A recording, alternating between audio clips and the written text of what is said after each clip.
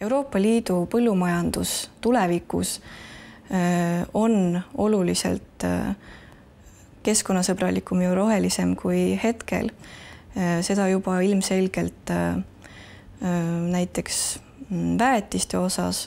kuna praegu kasutatavad mineraalväetised on väga suure fossiilse kütuste sisendiga, siis lihtsalt tuleb tulevikuks mõelda midagi muud välja ning üha kasvav tarbija teadlikkus muudab ka seda, kuidas põllumehed oma tooteid kasvatavad ja supermarketite osas, kuidas nemad, milliseid tooteid üldse müüvad, sest juba praegu on selliseid Euroopas täiesti eraalgatusi, kus supermarketid ise seavad enda müüdavale toodangule rangemaid nõudeid, deklareerivad tarbijale, et meie müüme näiteks puuvilju, köögivilju, mis sisaldavad 75% sellest, mida on tegelikult Euroopa Liidus taimekaitsevahendite jääkide osas lubatud sisaldada.